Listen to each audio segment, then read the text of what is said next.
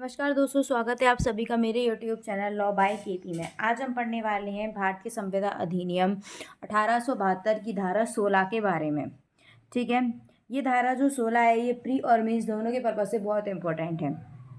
Pre के purpose से इसमें 2 से 3 सवाल प्री के लिए बनते हैं, जो कि जुडिशरी, एडीपीओ या कोई भी लॉ कॉम्पिटेटिव एग्जाम में ज़रूर पूछे जाते हैं। और मीन्स के लिए सेपरेट क्वेश्चन बनाता है 4 नंबर का। ठीक है, पिछले हमने वीडियो में धारा 15 पढ़ी थी, वो भी सेपरेट मीन्स का क्वेश्चन बनाता है, और धारा 16 भी सेपरेट मीन्स का क्वेश्चन बनाती है। और मैं आपको बता दूँ, धारा 17 भी मीन्स का सेपरेट क्वेश्चन आती है, और धारा 18 भी मीन्स का सेपरेट क्वेश्चन बनाती है। ये जो लगातार धाराएं सेपरेट मीन्स के 4-4 नंबर के क्वेश्चन बनाती हैं।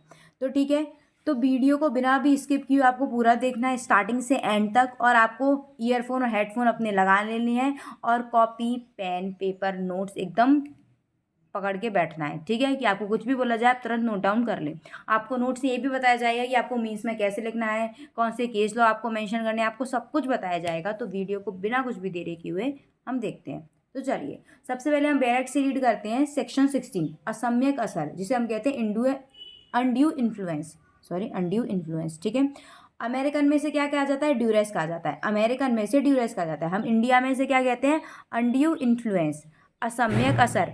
अमेरिका में से ड्यूरेस कहा जाता है। ओके, चलिए, आपसे फ्री में पूछ भी सकते हैं कभी, क्या पता पूछ लें ये ड्यूरेस कौन से सेक्शन में, तो बता देना 16 में, क्योंकि अमेरिका में से ड्यूरेस कहा जाता है। ठीक है, असम्यक असर क्या होता है? संविदा असम्यक असर द्वारा उत्प्रेरित कही जाती है जहाँ की पक्षकारों के बीच विद्यमान संबंध ऐसे हैं कि उनमें से एक पक्षकार दूसरे पक्षकार की इच्छा को अधिशासित करने की स्थिति में है, और उस स्थिति का उपयोग दूसरे पक्षकार से अत्रजु का मतलब होता है अनफेयर। ठीक है, फायदा एडवांटेज अभिप्राप्त करने के लिए करता है, अनफेयर एडवांटेज प्राप्त करने के लिए करता है। इसका मतलब है कि किसी भी व्यक्ति से जब हम उसकी सहमति ले रहे हैं, उसकी सम्मति ले रहे हैं, तो उसमें दो पार्टी हैं, दो पार्टियों के बीच ऐसे रिलेशन जो हैं, ऐसे रिलेशन होते हैं कि एक जो पार्टी है वो दूसरी पार्टी को डोमिनेट कर सकती है। ठीक है, एक जो पार्टी है वो दूसरी पार्टी को क्या कर सकती है? डोमिनेट कर सकती है। या मतलब उसे अनफेयर एडवांटेज लेने की, जो डोमिनेंट करने की स्थिति में है। डोमिनेंट क्या होता है? जैसे कि अगर हम देखा जाए तो पुत्र का और पिता का रिश्ता, इसमें पिता क्या होता है? डोमिनेंट करने की स्थिति में होता है। ठीक है, अगर हम देखा जाए वकील और मुवक्किल का रिश्ता, वकील और क्लाइंट का रिश्ता, इसमें वकील डोमिनेंट करने की स्थिति में होता है। वकील जैसा क्या, क्लाइंट वैसा ही करेगा। ठीक है, तो ये फर्स्ट हमको सिर्फ इतना ही बताता है। ठीक है, वो लोग अपनी जो डोमिनेंट पोजीशन है उसका यूज़ कैसे करते हैं कि हम इन लोगों से क्या ले लें? एक अनफेयर एडवांटेज ले लें। ठीक है, सेकंड आपको क्या बताता है? सेकंड आपको बताता है कि ऊपर की जो बातें हैं उस पर हम कोई भी जो है ना वो प्रिजुडाइज यानी प्रतिकूल इफेक्ट नहीं डालेंगे, बिल्कुल भी इफेक्ट नहीं डालेंगे, और हम नीचे की बातों को समझते हैं। ये क्या कहते हैं? उस अन्य व्यक्ति पर वास्तविक या दृश्यमान प्राधिकार रखता है, या उस अन्य के साथ वैश्वासिक संबंध की स्थिति में है। मतलब क्या रखता है? या तो उस पर किसी तरीके का प्राधिकार रखता है, अथॉरिटी रखता है। ठीक है, रियल और अपारेंट अथॉरिटी रखता है, वास्तविक और दृश्यमान अथॉरिटी रखता है, या फिर उससे एक ऐसे फ्यूडिचरी रिलेशन में है, जैसे कि मैंने अभी आपको बताया था पुत्र और पिता का। ठीक है, एम्प्लॉय और एम्प्लॉयर का। ठीक है, डॉक्टर और पेशेंट का। ऐसा समझ में आया? ठीक है, अब आप सेकेंड पॉइंट समझते हैं। ऐसे व्यक्ति के साथ संविदा करता है जिसकी मानसिक सामर्थ्य पर आयु, रुग्णता या मानसिक या शारीरिक कष्ट के कारण अस्थायी या अस्थायी रूप से प्रभाव पड़ता है। जैसे कि हम किसी ऐसे व्यक्ति के साथ संविदा कर लेते हैं जो कुछ समय के लिए उसकी थोड़ा दिमागी स्थिति ठीक नहीं है, या वो बीमार है, तो वो इतना, या फिर उसको कोई भी शारीरिक कष्ट है या कोई भी मानसिक कष्ट है। ठीक है, समझ रहे हो? जैसे कि एक डॉक्टर है, वो पेशेंट से कर ले, पेशेंट को पता है शारीरिक कष्ट है, या फॉर एग्जाम्पल एक इंसान है ए, उसे पता है कि ये जो बी है ना ये अभी बहुत शारीरिक कष्ट में है, तो मैं इसकी मदद कर दूं अभी, और बाद में फिर मैं इससे इसका यूज़ करके, इसे डोमिनेट करके इतना ले लूँगा। उस समय पर वो उससे जो है वो एग्रीमेंट कर ले, उसे पता है कि इस समय बहुत बीमार है, इसको मेरी ज़रूरत है, तो उस समय क्या कर ले, ये उससे कॉन्ट्रैक्ट कर ले कि ऐसा ऐसा कर देना, तो डोमिनेट करने की स्थिति में हो रहा है ये। ठीक है, या फिर शारीरिक मानसिक कष्ट के चलते उस पर कोई साइन करा ले कि अब साइन करा ले, वो तो बेचारा है नहीं, वो तो इस पर भरोसा कर रहा है कि यार ये मेरी कितनी सेवा कर रहा है, तो बेचारा साइन कर दे, हाँ ठीक है, ये मुझसे क्या ही कुछ गलत करवाएगा, वो कुछ गलत करवा ले। तो ये अपन को क्या होता है, इसमें क्या होता है, आपको पढ़ के पता चलता है कि कौन डोमिनेट करने की स्थिति में है। पिता कर रहा है कि डॉक्टर कर रहा है, कि कोई व्यक्ति बेचारा इतना बीमार है कि मतलब और ये इसकी सेवा कर रहा था, तो उसे इस पर थोड़ा विश्वास हो गया कि अरे ये तो मेरी सेवा कर रहा है, ये मेरे साथ क्या ही गलत करेगा, कुछ गलत नहीं करेगा, और वो उसे साइन करवा ले। तो ये आपको ऐसे देखना पड़ेगा। अब इसका थर्ड क्या कहता है, थर्ड ये कहता है कि आप अगर आप असम्यक असर यानी अनड्यू इन्फ्लुएंस से कोई भी आप कॉन्ट्रैक्ट कराते हैं, कोई भी एग्रीमेंट कराते हैं, तो ये बर्डन ऑफ प्रूफ आप पर होगा कि नहीं, सामने वाले ने क्या किया है, जो अपनी सहमति दी है, बिल्कुल फ्री कंसेंट दी है, मैंने उसको डोमिनेंट नहीं किया था, मैंने उसको बिल्कुल भी डोमिनेंट नहीं किया था। ये बर्डन ऑफ प्रूफ किस पर होता है, उस पर होता है जो डोमिनेंट करने की स्थिति में होता है। जैसे कि अगर हम देखें कि पिता और पुत्र है, तो इसमें हम पूरा केस को पढ़ेंगे और देखेंगे इसमें डोमिनेंट करने की स्थिति में कौन है, पिता है कि पुत्र है। अगर हमें दिख रहा है कि नहीं, इसमें जो है वो पिता ने डोमिनेंट किया है, तो ये बर्डन ऑफ प्रूफ पिता पे हुआ कि वो ये प्रूफ करे, साबित करे कि नहीं, मेरे पुत्र ने जो मेरे साथ कॉन्ट्रैक्ट किया है या उसने मेरे साथ जो संविदा की है वो उसने अपनी फ्री कंसेंट से की है। ठीक है, हम इसका इलस्ट्रेशन समझते हैं।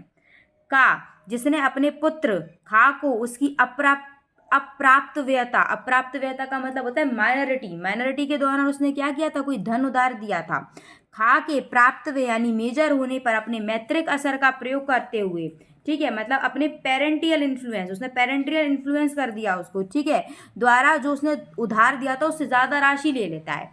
ठीक है, मतलब क्या है कि का जिसने अपने पुत्र खा को, का कौन है इसमें, का कौन है, ये का है पिता, फादर, ठीक है, और ये कौन है, इसका कौन है, सन।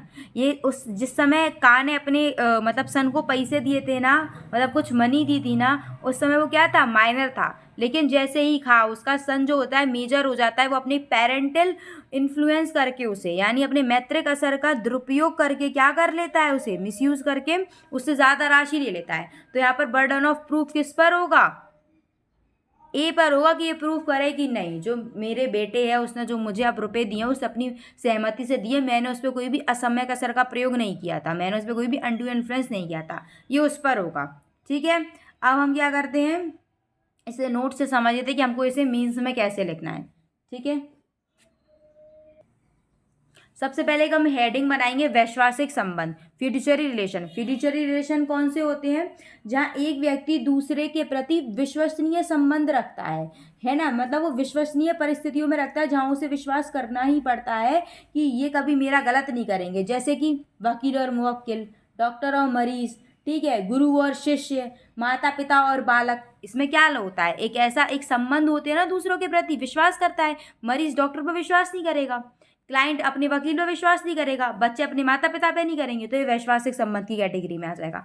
मानसिक कष्ट में क्या होता है कि कोई व्यक्ति ऐसी स्थिति में है, उसकी मानसिक स्थिति सदैव के लिए या कुछ समय के लिए या फिर वो इतना वृद्ध हो चुका है, उसके कारण क्या हो गया, उसे कोई शारीरिक या मानसिक रोग हो गया है, वहाँ पर आप दूसरा पक्षकार उसे डोमिनेंट करने की स्थिति में हो जाता है कि उससे कोई साइन वगैरह करा ले, ये आप मानसिक कष्ट में इतना लिख सकते हैं।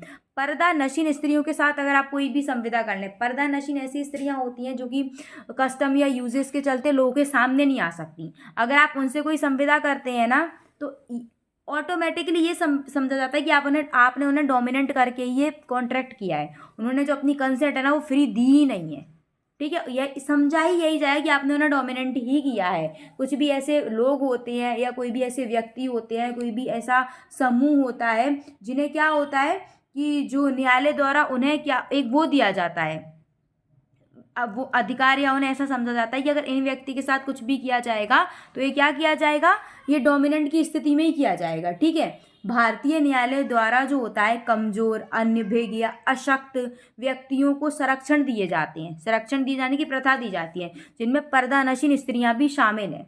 ठीक है, भारतीय न्यायालय ने इन्हें संरक्षण दिया गया है, पर्दानशीन स्त्रियों को, अशक्त लोगों को, अनभिज्ञ लोगों को या फिर कमजोर व्यक्तियों को, उनके समूह को उन्होंने क्या दिया है, एक संरक्षण दिया है कि अगर इन व्यक्तियों के साथ कोई भी संविदा की जाएगी तो ये माना जाएगा कि इन्होंने ये उपधारणा की जाएगी कि इन्होंने क्या किया है, जो भी इन्होंने ये संव्यवहार किया है या जो भी इन्होंने ये कॉन्ट्रैक्ट किया है या कुछ भी किया है, इन्होंने कैसे किया है, असम्यक असर द्वारा ही इनसे लिया गया है, डोमिनेंट करके ही लिया गया है।